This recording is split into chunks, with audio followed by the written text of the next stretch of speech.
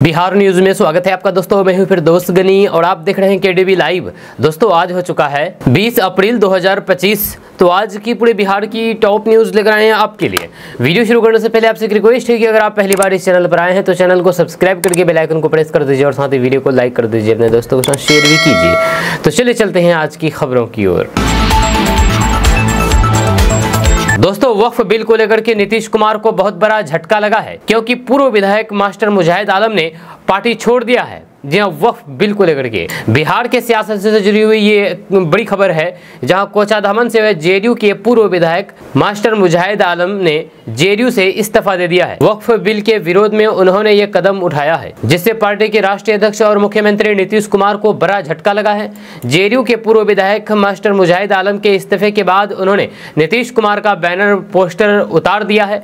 जहां मुजाहिद आलम के साथ साथ उनके हजारों समर्थकों ने भी जेडीयू से इस्तीफा दे दिया है। उन्होंने पार्टी के राष्ट्रीय अध्यक्ष नीतीश कुमार को अपना इस्तीफा भेजा है। आपको बता दूं कि पिछले दिनों एक बात काफी चर्चा में थी कि सीमांचल दौरे पर आए प्रशांत किशोर मुख्यमंत्री नीतीश कुमार के भरोसेमंद बड़े नेता को अपने पाले में करने के लिए पूरा जोर लगा चुके हैं।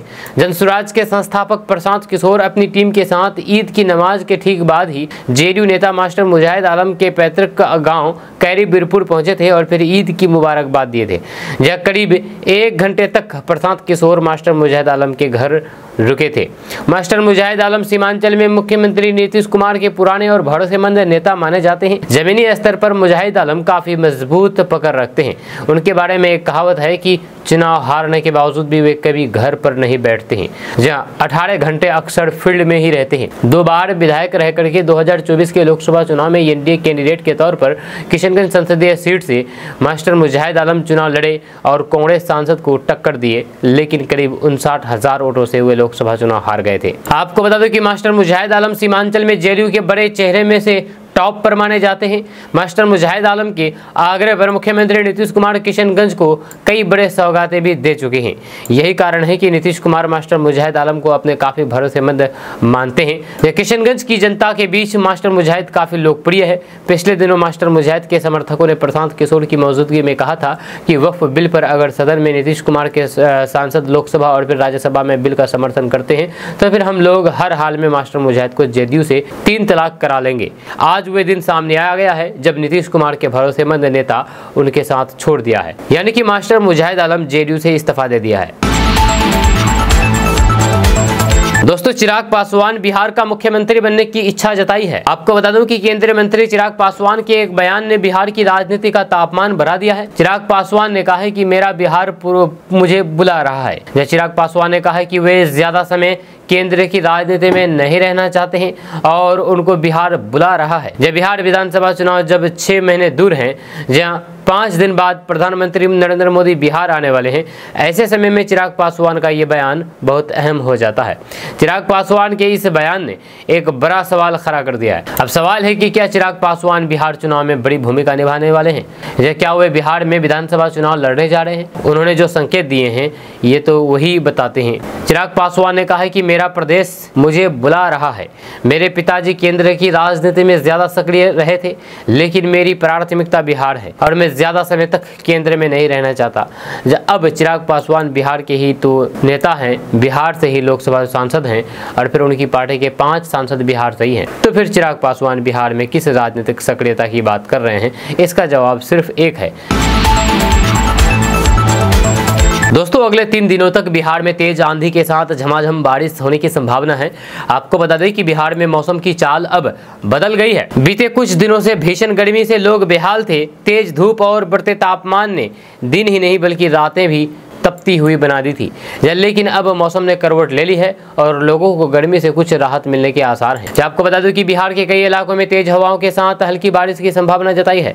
जब मौसम विभाग के अनुसार ये बदलाव थोड़ी राहत जरूर देगा, लेकिन साथ ही साथ धूल भरी आंधी की वजह से परेशानियां भी हो सकती है।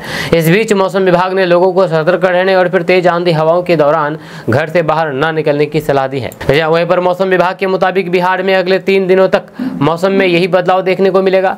इस दौरान बिहार बिहार के कई जिलों में गरज चमक के साथ हल्की से मध्यम बारिश होने की संभावना है। मौसम में आए इस बदलाव की वजह से बंगाल की खाड़ी में आने वाली नमी भरी पूर्वी हवाएं हैं जिनके चलते आसमान में बादल छाए रहेंगे और तापमान में थोड़ी गिरावट आएगी। हालांकि ये राहत ज़्यादा दिन तक नहीं टिकेगी। 3 दिन बाद एक बार फिर से तापमान में तेज़ी से बढ़ोतरी होगी और फिर लोगों को दोबारा झुलसाने वाली गर्मी का सामना करना पड़ेगा। दोस्तों, हज यात्रा को लेकर के सीएम नीतीश कुमार ने बड़ा आदेश दे दिया है। आपको बता दूं कि मुख्यमंत्री नीतीश कुमार ने हज 2025 की तैयारी से संबंधित समीक्षा बैठक की और अधिकारियों को आवश्यक निर्देश दिए। जब बैठक में अल्पसंख्यक कल्याण विभाग के सचिव मोहम्मद सोहेल ने प्रस्तुतिकरण के माध्यम से हज 2025 की व्यवस्थाओं के संबंध में विस्तृत जानकारी दी। इस दौरान उन्होंने जिलेवार हज यात्रियों की संख्या, एम्बार्केशन पॉइंट, हज यात्रियों को दी जाने वाली सुविधाओं के संबंध में जानकारी दी। उन्होंने बताया है कि अल्पसंख्यक कल्याण विभाग बिहार सरकार के द्वारा हज यात्रियों को सभी सुविधाएं प्रदान करने की तैयारी की जा रही है। इस साल देश के 10 अलग अलग हवाई अड्डों से बिहार के हज यात्रियों को हज यात्रा पर भेजा जाएगा। जब विभिन्न जगहों पर बिहार के हज यात्रियों के लिए की गई व्यवस्था की देख रेख के लिए वरिष्ठ अधिकारियों के अधीन टीम की प्रतिनियुक्ति की गई है। समीक्षा के दौरान मुख्यमंत्री नीतीश कुमार ने कहा है कि हज यात्रियों के लिए हज यात्रा के दौरान एयरपोर्ट तक जाने के पहले आवासन, भोजन, आवागमन इत्यादि के लिए सभी सुविधाएं राज्य सरकार की ओर से प्रदान की जा रही है। दोस्तों, बिहार के हर प्रखंड में एक डिग्री कॉलेज की स्थापना के लिए सरकार ने जमीन चिन्हित करने की कार्रवाई शुरू कर दी है। यानी कि बिहार के हर प्रखंड में एक डिग्री कॉलेज बनाया जाएगा। सरकार ने चालू वित्तीय वर्ष के बजट में प्रखंड मुख्यालयों में 350 डिग्री कॉलेजों की स्थापना का प्रावधान किया है, जमीन चिन्हित करने के निर्देश दिए हैं। इसके आलोक में अब शिक्षा विभाग द्वारा जमीन चिन्हित करने का निर्देश दे दिया गया है। प्राविधान के मुताबिक डिग्री कॉलेज की स्थापना के लिए ग्रामीण क्षेत्र में कम से कम 5 एकड़ एवं शहरी क्षेत्र में कम से कम 2.5 एकड़ जमीन चाहिए। जैसे शिक्षा विभाग के एक अधिकारी ने बताया है कि बिहार के वैसे प्रखंड जहाँ पर अंगीभूत डिग्री कॉलेज नहीं है, उन प्रखंडों में अंगीभूत डिग्री कॉलेज के लिए भूमि चिन्हित करने की कार्रवाई शुरू की गई है। जैसे शिक्षा विभाग द्वारा अंगीभूत डिग्री कॉलेज के लिए सभी जिलों के समर्था को निर्देश दिया गया है। ये निर्देश शिक्षा विभाग के सचिव अजय यादव के हस्ताक्षर से जारी किया गया है। दोस्तों, बिहार के गरीबों के लिए 2102 करोड़ रुपए की मंजूरी दी है। आपको बता दो कि प्रधानमंत्री नरेंद्र मोदी 24 अप्रैल को बिहार दौरे पर आ रहे हैं। मधुबनी जिले के झंझारपुर में पीएम मोदी की रैली होगी। रैली को लेकर के बिहार सरकार तैयारी में जुट गई है। इसी बीच बिहार के मजदूरों के लिए केंद्र सरकार ने 2102 करोड़ रुपए की मंजूरी दी है। बिहार के उप मुख्यमंत्री सम्राट चौधरी ने कहा है कि प्रधानमंत्री नरेंद्र मोदी जी बिहार आ रहे हैं। पीएम की यात्रा से 5 दिन पहले चालू वित्तीय वर्ष में बिहार के मनरेगा मजदूरों की मजदूरी का भुगतान करने के लिए केंद्र सरकार से 2102 करोड़ रुपए से अधिक की राशि को पहली किस्त के रूप में जारी करने की मंजूरी मिल गई है। दोस्तों, बिहार के मुख्यमंत्री नीतीश कुमार के बेटे निशांत ने नया दांव चल दिया है। जब बिहार विधानसभा चुनाव 2025 के नजदीक आते ही जेडीयू प्रमुख और मुख्यमंत्री नीतीश कुमार के बेटे निशांत कुमार की राजनीति में संभावित एंट्री को लेकर के चर्चाएं तेज हो गई है। अब तक राजनीति से दूर रहने वाले निशांत की सक्रियता ने राजनीतिक गलियारों में नई हलचल पैदा कर दी है। इस बीच निशांत कुमार के हालिया बयान ने विधानसभा में विपक्ष के नेता तेजस्वी यादव की मुश्किलें बढ़ा दी है। जी आपको बता दूं कि विधानसभा चुनाव को लेकर के विपक्षी महागठबंधन ने ये नैरेटिव सेट करने में लगी है कि नीतीश कुमार का स्वास्थ्य खराब है और वे 5 सालों तक बिहार के मुख्यमंत्री रहने के लिए फिट नहीं है। तेजस्वी यादव ने तो ये तक कह दिया है कि उनका सोचने समझने की शक्ति भी कम हो रही है। ऐसे में निशांत कुमार ने बिहार वासियों से अपील की है कि एनडीए गठबंधन को वोट दें और पिता नीतीश कुमार एक बार फिर से बिहार का मुख्यमंत्री बनाएं। नीतीश कुमार के बेटे निशांत कुमार ने साफ साफ कह दिया है कि उनके पिता का स्वास्थ्य पूरी तरीके से ठीक है और वे बिल्कुल ही फिट है। निशांत कुमार का ये अपील तेजस्वी के लिए सिर दर्द बन गया है। तेजस्वी यादव को अब सीएम नीतीश कुमार को अनफिट बोलने के बजाय कोई नया दांव खेलना होगा। जब बिहार के मुख्यमंत्री नीतीश कुमार के बेटे निशांत कुमार ने कहा है कि मैं लोगों से एनडीए गठबंधन को वोट देने की अपील करता हूं और कामना करता हूं कि मेरे पिता नीतीश कुमार बिहार के मुख्यमंत्री बने और फिर वे राज्य के विकास के लिए काम करते रहें। मेरे पिता स्वस्थ हैं और फिर वे अगले 5 साल तक राज्य का नेतृत्व करने में सक्षम है। मेरे पिता ने पिछले 20 सालों से शिक्षा, स्वास्थ्य समेत सभी क्षेत्रों में बिहार के विकास के लिए काम किया है। दोस्तों तेजस्वी यादव के डिप्टी सीएम रहते हुए बिहार में 26 करोड़ रुपए का फर्जीवाड़ा हुआ है। ये बातें मैं नहीं बल्कि ये बातें बिहार के डिप्टी सीएम विजय सिन्हा ने ये आरोप लगाया है, भाजपा नेता विजय सिन्हा ने। आपको बता दूं कि बिहार सरकार के टेंडरों में सरकारी धन की लूट से जुड़े हुए नेता प्रतिपक्ष तेजस्वी यादव के आरोपों पर उप मुख्यमंत्री विजय कुमार सिन्हा ने जोरदार प्रतिकार किया है। उन्होंने कहा है कि तेजस्वी यादव जब खुद डिप्टी सीएम थे और पथ निर्माण मंत्री भी थे, उस समय उनके माध्यम से 26 करोड़ रुपए ज्यादा दिया गया, लेकिन वे उस पर चुप हैं।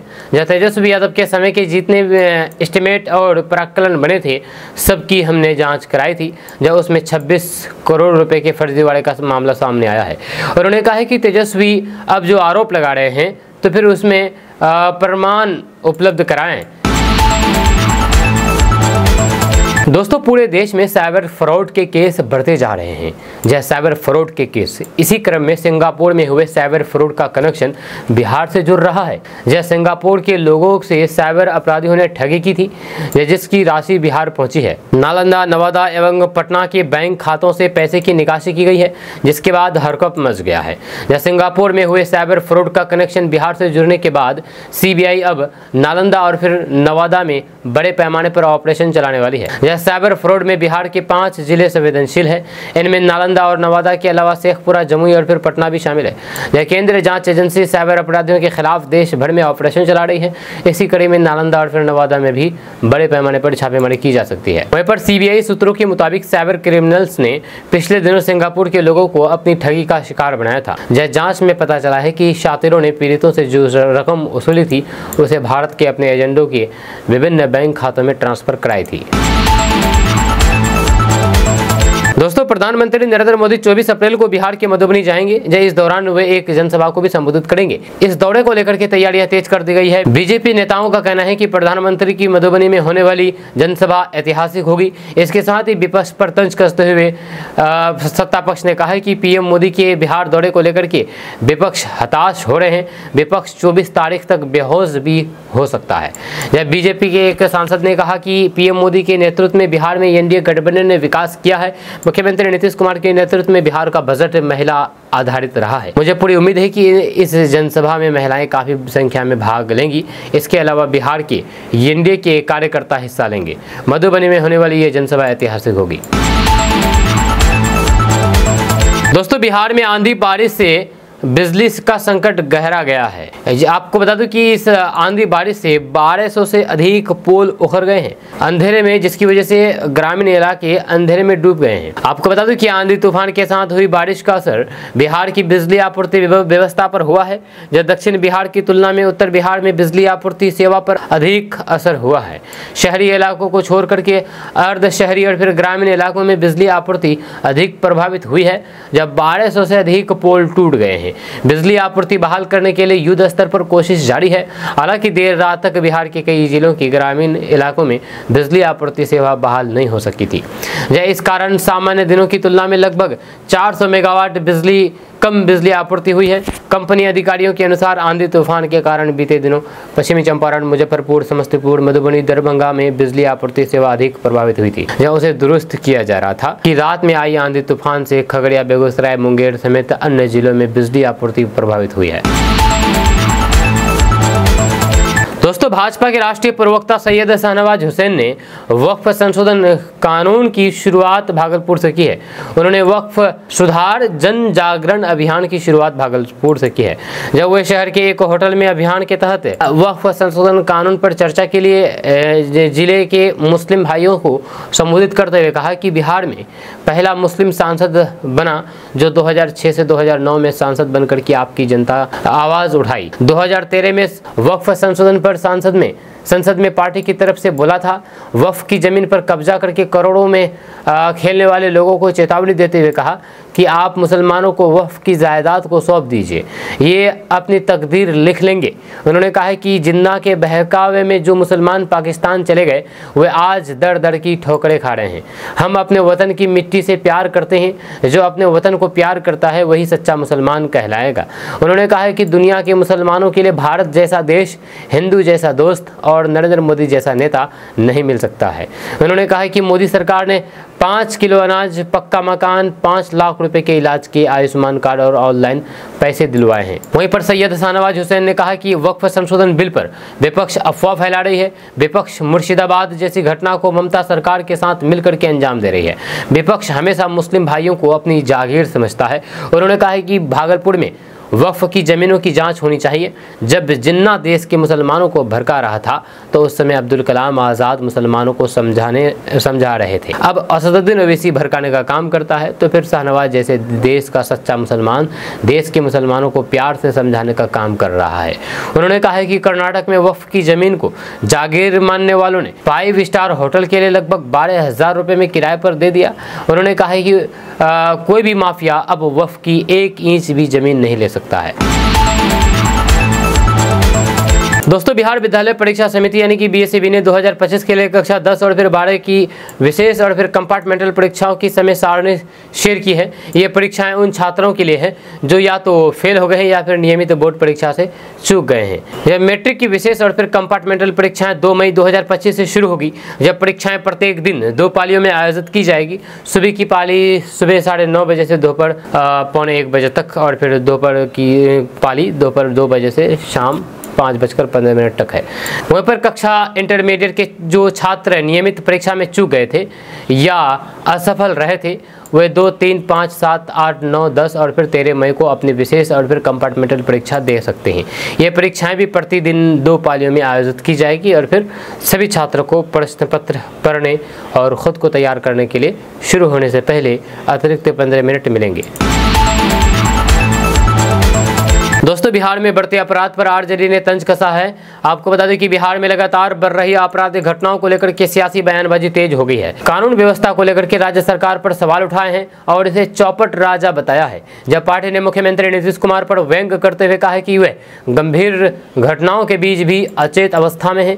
पार्टी ने अपने एक्स हैंडल पर एक वीडियो पोस्ट किया है जिसमें मुख्यमंत्री नीतीश कुमार कुर्सी पर बैठे बैठे सोते हुए नजर आ रहे हैं, जबकि बैकग्राउंड में एक टीवी स्क्रीन पर राज्य में हुई लोगों की जान जा रही इसकी खबर चल रही है। वहीं पर वीडियो के साथ आरजेडी ने तीखी टिप्पणी करते हुए लिखा है कि डबल इंजन की सरकार के चौपट राज का ये परिणाम। दोस्तों, बिहार के लखीसराय में एक प्रेम कहानी इन दिनों सुर्खियों में है जिसने समाज की पारंपरिक सोच को चुनौती दी है। ये कहानी है एक शिक्षक और उसकी छात्रा की जो ट्यूशन क्लास से शुरू हुई और फिर 4 साल की मजबूत दोस्ती और प्रेम के बाद अब विवाह के बंधन में बंध गई है।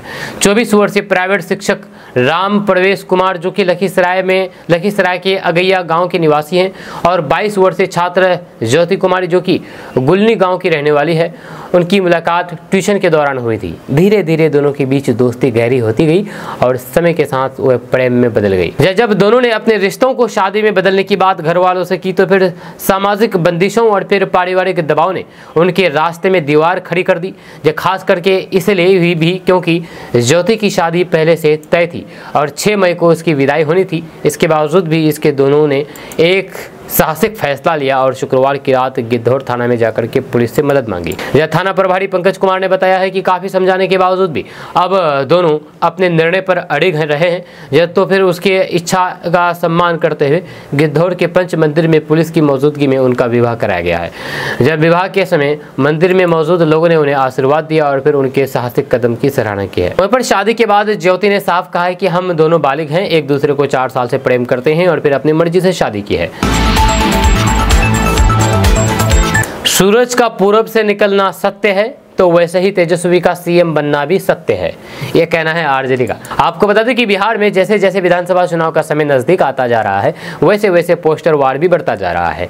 जब पटना में आरजेडी की तरफ से अपने कार्यालय और फिर शहर में जगह जगह पर पोस्टर लगवाए गए हैं, जब इन पोस्टर के जरिए आरजेडी कांग्रेस को सीधा मैसेज देना चाहती है कि तेजस्वी यादव ही महागठबंधन के मुख्यमंत्री उम्मीदवार हैं, महागठबंधन सरकार बनने पर वही मुख्यमंत्री होंगे।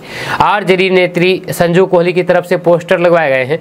पोस्टर में तेजस्वी तेजस्वी यादव की तस्वीरें लगी है, जिसके साथ ही साथ लिखा है कि उम्मीद की किरण है तेजस्वी, भरोसे का नाम है तेजस्वी, बिहार को खुशहाली की राह पर तेजस्वी ही लाएंगे। इससे थोड़ा नीचे लिखा गया है कि जैसे सूरज का पूरब से निकलना सत्य है, वैसे ही 2025 में तेजस्वी का सीएम बनना भी तय है। दरअसल आरजेडी ने कांग्रेस पर दबाव बनाना शुरू कर दिया है, क्योंकि कांग्रेस तेजस्वी को महागठबंधन का मुख्यमंत्री चेहरा मानने को तैयार नहीं है। आपको बता दूं कि अब तक 2 बैठकें हो चुकी है। पहले दिल्ली में तेजस्वी यादव ने कांग्रेस के राष्ट्रीय अध्यक्ष मल्लिकार्जुन खड़गे से मुलाकात की, फिर इसके बाद 17 अप्रैल को पटना में महागठबंधन की बैठक हुई।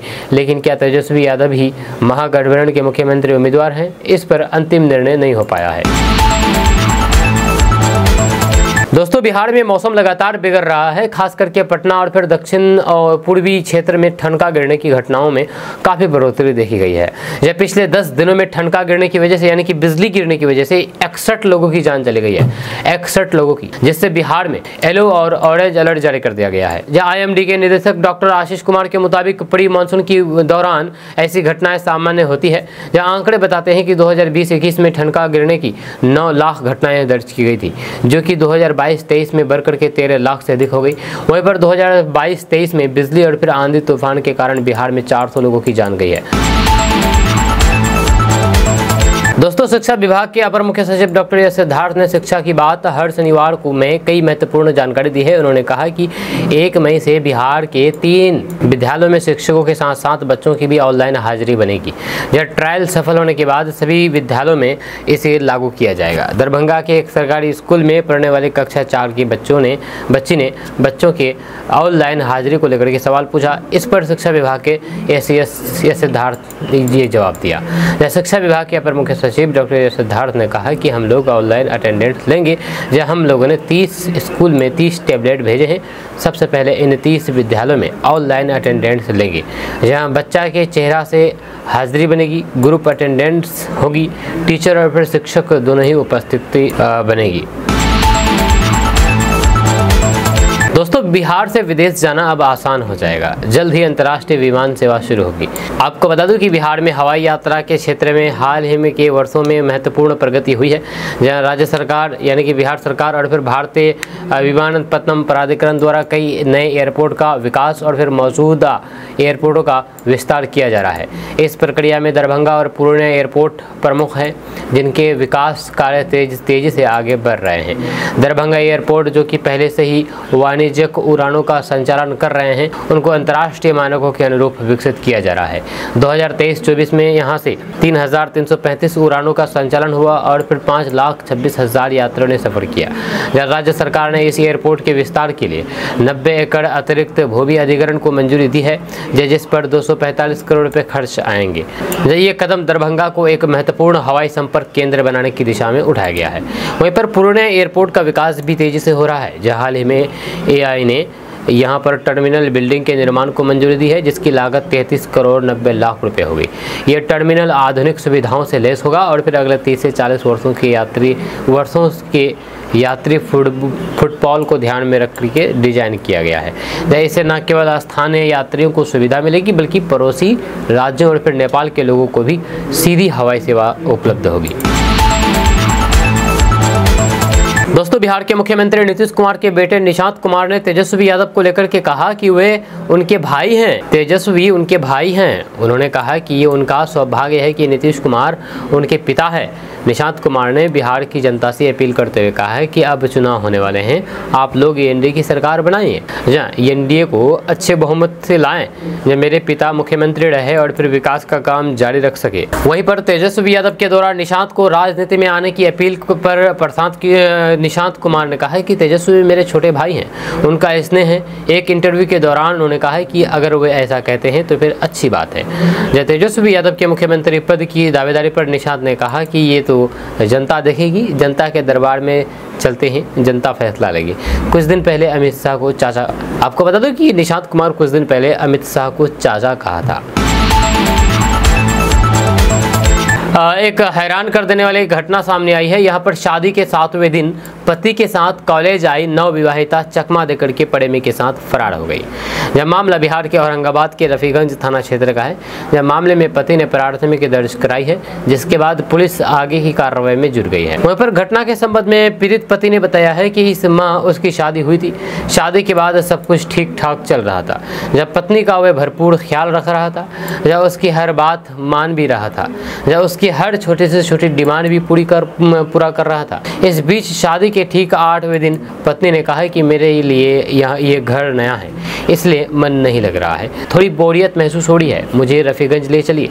वहाँ कॉलेज में कुछ शैक्षणिक काम है, काम भी हो जाएगा और घूमने फिरने से मन भी बहल जाएगा। जब पत्नी की बात मान करके वे उसे बाइक से लेकर के रफीगंज आ गया। रफीगंज के कसमा रोड स्थित उसके कॉलेज में भी गया। जब कॉलेज में पत्नी का शैक्षणिक कार्य पूरा होने के बाद वे घर वापसी के दौरान दोनों रफीगंज बस स्टैंड के पास पहुंचे। इसी दौरान पत्नी बहाना बना करके बाइक से उतरी और फिर उसे चकमा दे करके अपने प्रेमी के साथ फरार हो गई। दोस्तों, बिहार के गया जिला में डायल 112 पुलिस वाहन पर शरारती तत्वों ने पथराव का मामला सामने आया है। जहां हालांकि पुलिस वाहन पथराव मामले में 6 आरोपियों को वारदात स्थल से गिरफ्तार किया है। वहीं पर स्थानीय थाना में 6 नामजद और फिर अन्य पर FIR दर्ज किया गया है। जब वारदात में शामिल अन्य आरोपियों की गिरफ्तारी के लिए विभिन्न ठिकानों पर छापेमारी शुरू कर दी है। जब ये पूरा मामला गया जिला के गुरुआ थाना क्षेत्र के कोरिया गाँव की है। मिल रही जानकारी के मुताबिक गया के गुरुआ थाना क्षेत्र के कोरिया गाँव के रहने वाले हरिचंद्र मांझी के पुत्र तिलकोत्सव समारोह चल रहा था। इसी बीच लड़के पक्ष के लोगों ने अपाची बाइक लेकर के लड़की पक्ष वाले से भिड़ गए। विवाद की गंभीरता को देखते हुए लड़की पक्ष के लोगों ने फौरन डायल 112 की पुलिस को सूचना दिया। सूचना मिलते ही डायल 112 की पुलिस कौड़िया गांव पहुंची। जब काफ़ी देर तक पुलिस के सामने दोनों पक्षों के बीच नोकझोंक होती रही। किसी तरह डायल 112 की पुलिस दोनों पक्षों को समझा बुझा करके दोनों के पक्षों में शांत करा दिया। शरारती तत्वों ने पुलिस वाहन पर उसके बाद क्या था, पथराव कर दिया। दोस्तों, आरजेडी के राज्यसभा सांसद मनोज झा ने किशनगंज सर्किट हाउस में आयोजित प्रेस वार्ता के दौरान बीजेपी पर तीखा हमला बोला है। उन्होंने कहा है कि बीजेपी के पास धन और फिर संसाधनों की कोई भी कमी नहीं है। जब वे शमशान में विवाह गीत गा सकते हैं और कब्रिस्तान में भी। मनोज झा ने कहा कि देश चलाने के लिए नैतिक समर्थन जरूरी होता है। यह केवल बहुमत से सरकार चल सकती है, देश नहीं। तो उन्होंने भाजपा पर आरोप लगाया है कि उसके पास नैतिकता का अभाव है। जब मनोज झा ने केंद्र सरकार से वक्फ कानून को वापस लेने की मांग की है। उन्होंने किसान आंदोलन की याद दिलाते हुए कहा है कि जिस तरह प्रधानमंत्री नरेंद्र मोदी को गुरु नानक जयंती के दिन तीनों किसान कानूनों को वापस लेना पड़ा था, उसी तरह वक्फ कानून भी वापस लेना पड़ेगा। साथ ही साथ कहा है कि किसी भी मजहब के वजूद से छेड़छाड़ को देश कभी स्वीकार नहीं करेगा। जब बिहार बीजेपी अध्यक्ष डॉक्टर दिलीप जायसवाल पर भी मनोज झा ने हमला बोला है। उन्होंने कहा है कि भले ही वे कानून बनाने वालों में शामिल नहीं थे, लेकिन कानून बनने के बाद गाने वालों में जरूर थे। उन्होंने ये भी कहा है कि सुप्रीम कोर्ट के निर्णय के बाद भी जायसवाल की कोई भी स्पष्ट प्रतिक्रिया सामने नहीं आई है, जो कि चिंताजनक है। दोस्तों, नेता प्रतिपक्ष तेजस्वी यादव ने पटना में पार्टी कार्यालय में प्रेस कॉन्फ्रेंस करके नीतीश कुमार की महिला संवाद कार्यक्रम पर हमला बोला है। उन्होंने इसे सरकारी खजाने की लूट और फिर जनता के पैसे पर चलाया जाने वाला चुनावी अभियान करार दिया है, जिस पर बिहार भाजपा के अध्यक्ष डॉक्टर दिलीप कुमार जायसवाल ने पलटवार किया है। उन्होंने कहा है कि मैंने नेता प्रतिपक्ष तेजस्वी यादव को चुनौती दी है कि अगर हिम्मत है तो फिर बिहार के विकास पर इससे डिबेट करके देख लें। विपक्ष के नेताओं के पास कोई मुद्दा नहीं है। दिलीप जायसवाल ने कहा है कि तेजस्वी के पिताजी लालू प्रसाद यादव चारा का इतना पैसा लेकर के बैठ गए हैं कि अगर वही पैसा लौटा दे तो फिर बिहार को दिक्कत नहीं होगी। जब वहीं पर इस मामले पर जेडीयू के कार्यकारी अध्यक्ष संजय झा ने भी हमला बोला है। उन्होंने कहा है कि तेजस्वी यादव को पहले ये बताना चाहिए कि बिना काम किया हुए कैसे करोड़पति हो गए हैं, जब क्यों कोर्ट के द्वारा उन्हें बार बार बुलाया जाता है, इस पर वह बयान क्यों नहीं देते हैं। वहीं पर तेजस्वी यादव ने प्रेस कॉन्फ्रेंस करके नीतीश सरकार को घेरते हुए आरोप लगाया है कि सरकारी खजाने के पैसे से एनडीए चुनाव लड़ने की तैयारी कर रही है। महिला संवाद कार्यक्रम पर 225 करोड़ रुपए जनता का पैसा खर्च किया जा रहा है, जिसके माध्यम से चुनाव प्रचार किया जा रहा है। उन्होंने राज्य में संस्थागत भ्रष्टाचार का भी आरोप लगाया है। दोस्तों, भाजपा के प्रदेश प्रवक्ता प्रभाकर कुमार मिश्रा ने नेता प्रतिपक्ष तेजस्वी यादव के बयानों पर जोरदार पलटवार करते हुए कहा कि तेजस्वी यादव की मानसिकता महिला विरोधी है, जब वे देश प्रदेश की महिलाओं को आगे बढ़ते देखना नहीं चाहते हैं। उन्होंने कहा है कि राजद के शासनकाल में महिला सशक्तिकरण का कोई कार्य नहीं हुआ है। लालू राबड़ी जी के शासनकाल में कानून व्यवस्था की स्थिति इतनी खराब थी कि कोई महिला घर से बाहर निकलने में भी डरती थी।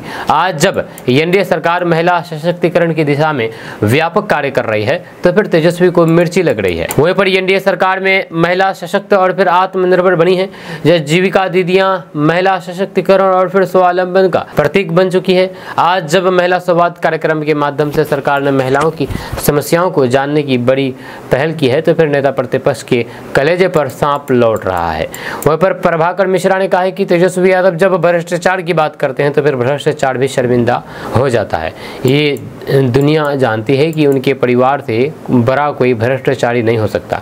भ्रष्टाचार का कीर्तिमान स्थापित कर चुके लालू प्रसाद यादव का एक पैर जेल से बाहर निकलता है तो दूसरा पैर जेल जाने के लिए तैयार रहता है। जहाँ राजद कोई राजनीतिक दल नहीं बल्कि सही मायने में भ्रष्टाचारियों का कुनबा है। बिहार के युवाओं के लिए सरकारी नौकरी पाने का सुनहरा अवसर आया है। बिहार ग्रामीण आजीविका संवर्धन सोसाइटी लेखाकार और फिर मुख्य कार्यकारी अधिकारी के कुल 89 पदों पर भर्ती के लिए अधिसूचना जारी कर दी है। इन पदों के लिए बीएससी और फिर इंटरमीडिएट योग्यता रखने वाले उम्मीदवार ऑनलाइन आवेदन कर सकते हैं। आपको बता दूं कि पद का नाम है लेखाकार मुख्य कार्यकारी अधिकारी, जिसमें 89 पद है। आयु सीमा के बारे में अगर बात किया जाए तो इन पदों के लिए अधिकतम आयु सीमा 65 वर्ष और 65 वर्ष निर्धारित की गई है। इसके बारे में अधिक जानकारी के लिए आप नोटिफिकेशन को देख सकते हैं। वहीं पर योग्यता के बारे में बात की जाए तो इन पदों पर आवेदन करने के लिए उम्मीदवारों की योग्यता किसी मान्यता प्राप्त संस्थान से बीएससी या फिर इंटरमीडिएट पास होना बहुत जरूरी है। दोस्तों, मुख्यमंत्री नीतीश कुमार एक बार फिर से अपने एक्शन मोड में दिखाई दे रहे हैं। जब पिछले कुछ दिनों से लगातार उनका मंत्री और फिर अधिकारियों के साथ संवाद, उनके आवास पर जाकर के मुलाकात करना राजनीतिक हलकों में चर्चा का विषय बन गया है। एक बार फिर से कल सुबह मुख्यमंत्री की सक्रियता देखी गई जब वे अचानक मंत्री अशोक चौधरी के आवास पर पहुंचे। इसके तुरंत बाद उन्होंने मंत्री विजय चौधरी से भी मुलाकात की। इन अनपेक्षित मुलाकातों की समयबद्धता और फिर निरंतरता को नजरअंदाज नहीं किया जा सकता है। नीतीश कुमार, जो कि प्रशासनिक अनुशासन और फिर जो सूझबूझ भरे राजनीतिक फैसलों के लिए जाने जाते हैं, जब पिछले कुछ समय से जिस तरह से व्यक्तिगत तौर पर नेताओं और फिर अधिकारियों से भेंट कर रहे हैं, उससे कई सवाल खड़े हो रहे हैं कि क्या ये मंत्रियों के प्रदर्शन की निगरानी है, क्या आने वाले दिनों में कोई बड़ा सियासी घटनाक्रम होने वाला है, या फिर सरकार के भीतर किसी नए समीकरण की बुनियाद रखी जा रही है।